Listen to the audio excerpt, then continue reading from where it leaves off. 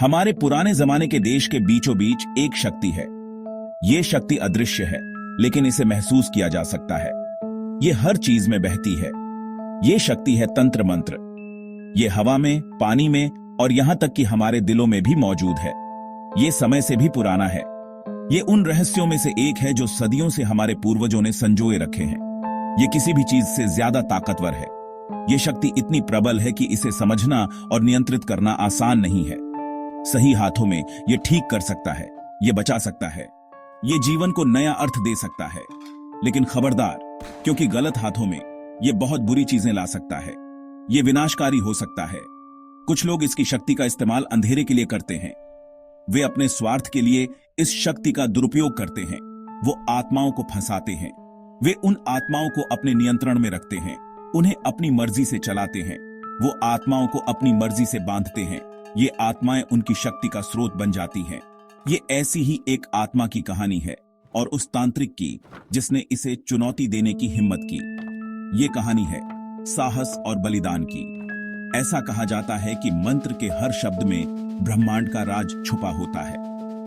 ये शब्द केवल ध्वनि नहीं है, ये ब्रह्मांड की ऊर्जा को नियंत्रित करने की कुंजी है।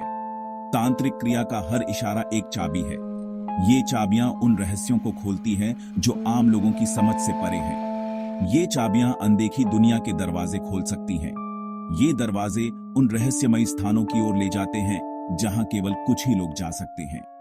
लेकिन कभी-कभी उन दरवाजों को बंद ही रहने देना बेहतर होता है, क्योंकि कुछ रहस्य ऐसे होते हैं जिन्हें जानना हमारे लिए सुरक्षित नहीं होता। हमारे गांव के किनारे पर एक पुरानी हवेली थी। यह हवेली एक समय में बहुत ही भव्य और आलीशान हुआ करती थी। इसकी दीवारें ऊंची और मजबूत थीं, और इसके दरवाजे बड़े और भारी थे।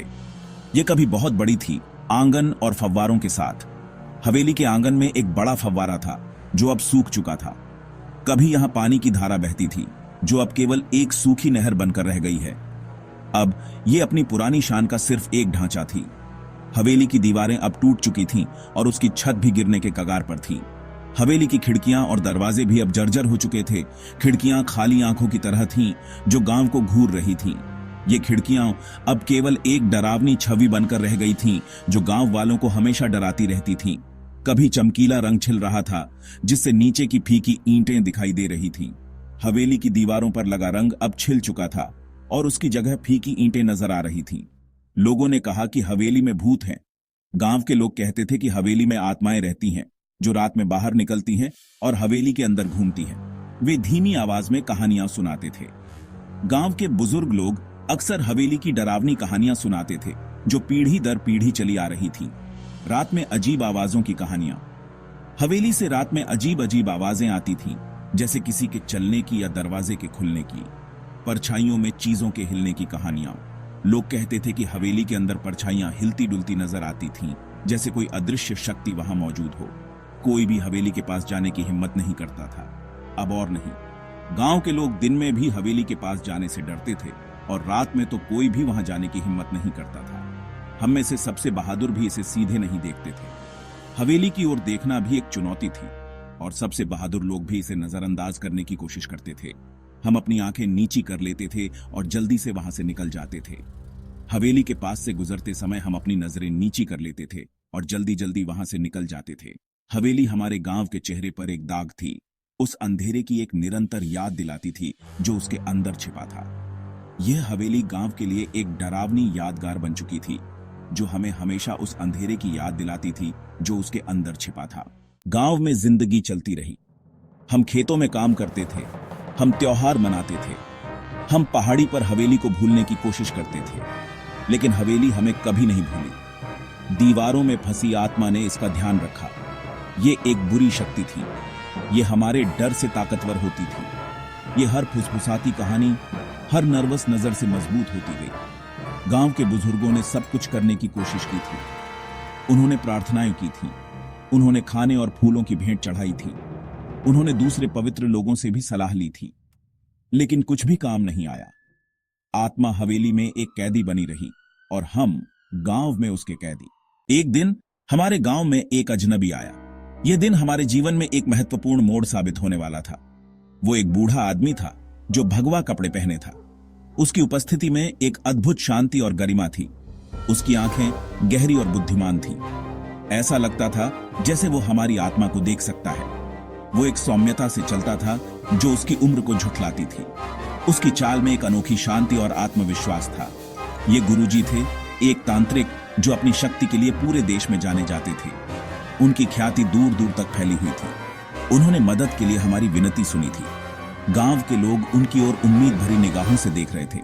वो हमें उस बुराई से छुटकारा दिलाने आए थे जो हमें सता रही थी। गांव वालों के चेहरों पर राहत की झलक थी। गुरुजी ने धैर्यपूर्वक सुना जब गांव के बुजुर्गों ने उन्हें हमारी कहानी सुनाई। हर शब्द को ध्यान से सुनते हुए उन्होंने हमारी पीड़ा को समझा। उन्होंने समझते हुए सिर हिलाया। उनकी आंखों में एक गहरी समझ और सहानुभूति थी। उन्होंने दूर से हवेली की जांच की। उनकी आंखें एकाग्रता से सिकुड़ गईं। ऐसा लग रहा था जैसे वो हवेली के रहस्यों को भेद रहे हों। अंत में उन्होंने बात की। उनकी आवाज में एक अद्भुत शक्ति और विश्वास था। हां, उन्होंने कहा, मैं एक शक्तिशाली आत्मा की उपस्थिति महसूस कर सकता हूं। यह आत्मा बहुत गुस्से में है। ये गुस्से में है, परेशान है। इसकी ऊर्जा बहुत ही तीव्र और अशांत है, लेकिन मुझे विश्वास है कि मैं इसे बांध सकता हूं। मेरी साधना और मंत्रों की शक्ति इसे शांत कर सकती है। गांव वालों के दिलों में आशा की एक किरण जगमगा उठी। उनकी आंखों में एक नई उम्मीद की चमक थी। क्या यह हमारे बुरे सपने का अंत हो सकता है? गांव वाले सोचने लगे, क्या अब हमें शांति मिलेगी? गुरुजी की उपस्थिति ने हमें एक नई उम्मीद दी थी। भाग 5। अनुष्ठान की रात। अनुष्ठान की रात आ गई थी। गांव पर सन्नाटा छा गया। किसी ने बोलने की हिम्मत नहीं की। हम सब गांव के मंदिर के आंगन में इकट्ठा हुए। हमारे चेहरे तेल के दियों की टिमटिमाती रोशनी में पीले पड़ गए। गुरुजी बीच में बैठे थे। उनके चारों ओर पानी के कटोरे, जलती हुई धूप और जमीन पर जटिल चाक से बने चित्र थे। उन्होंने झप करना शुरू किया। शुरुआत में आवाज धीमी थी, एक गहरी गड़गड़ाहट जो हमारे आसपास की हवा को कंपाती हुई प्रतीत हो रही थी। धीरे धीरे जब तेज होता गया और तेज हवा में ऊर्जा की चिंगारियां उड़ने लगी। तेल के दियों की लपटें बेतहाशा नाचने लगी। हम देखते रहे। हमारी सांसें थम गईं, जैसे ही गुरुजी हवेली में आत्मा का सामना करने की तैयारी कर रहे थे। भाग 6। अंधेरे में एक मौजूदगी। झप अपने चरम पर पहुंच गया। अचानक हमारे नीचे जमीन कांपने लगी। आंगन में एक ठंडी हवा चली, जिससे दिए बुझ गए और हम अंधेरे में डूब गए।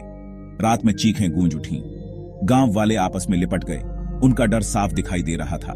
फिर जैसे अचानक शुरू हुआ था, झप रुक गया।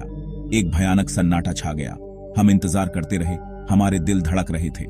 गुरुजी की आवाज, तनावपूर्ण लेकिन स्थिर, ने सन्नाटा तोड़ा। अपने आप को दिखाओ, उन्होंने आदेश दिया। मेरा सामना करो आत्मा। हवा भारी, दमनकारी हो गई। अब हम सब इसे महसूस कर सकते थे।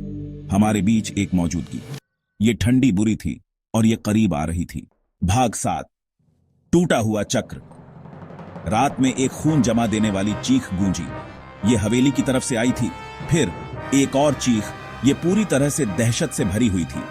ये गुरुजी की आवाज थी। हमने अपने कान लगाए। हमारा खून जम गया।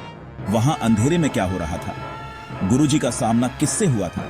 अचानक हमारे सामने जमीन पर कुछ गिर पड़ा। यह गुरुजी के अनुष्ठान का एक पीतल का कटोरा था, मुड़ा हुआ और लगभग पहचान से परे। चाक का घेरा, हमारी एकमात्र सुरक्षा, टूट गया था। आत्मा आजाद थी। भाग 8। एक रहस्य बना हुआ है। सुबह की पहली किरणों ने भयानक सच्चाई का खुलासा किया। गुरुजी हवेली के खंडहर में मृत पड़े थे। उनका शरीर टूटा हुआ था। उनकी आंखें आकाश में खालीपन से घूर रही थीं। आत्मा ने उन्हें हरा दिया था। गांव वाले तबाह हो गए थे। हमारी आशा, जो हाल ही में जगी थी, बुझ गई थी। हम खुद को आत्मा की पकड़ से मुक्त करने के करीब नहीं थे। हमने गुरुजी को पूरे सम्मान के साथ दफनाया, लेकिन हमारे दिलों में डर बना रहा। हवेली पहाड़ी पर खड़ी थी, एक खामोश, चौकस मौजूदगी उस बुराई की निरंतर याद दिलाती थी जो उसके अंदर रहती थी। आत्मा अभी भी वहां थी, पहले से ज्यादा मजबूत। हमारे गांव पर उसकी पकड़ पहले से ज्यादा मजबूत। भाग 9। क्या आप मानते हैं, हम गुरुजी की हार की याद से सताए हुए इसकी छाया में रहना जारी रखते हैं। हवेली वीरान पड़ी है, जो उसके अंदर की आत्मा की शक्ति का प्रमाण है। कुछ लोग फुसफुसाते हैं कि गुरुजी की आत्मा अब हवेली में उस आत्मा के साथ घूमती है जिसे वो बांधना चाहते थे। दूसरे कहते हैं कि आत्मा कभी नहीं बंधेगी, ये अब हमारे गांव का हिस्सा है। हमेशा के लिए हमारे भाग्य से जुड़ी हुई है। आप क्या मानते हैं? क्या आपने कभी किसी ऐसी चीज की मौजूदगी महसूस की है जिसे आप समझा नहीं सकते? शायद हमारी तरह आपने भी सीखा है कि कुछ दरवाजों को बंद ही रहने देना बेहतर है।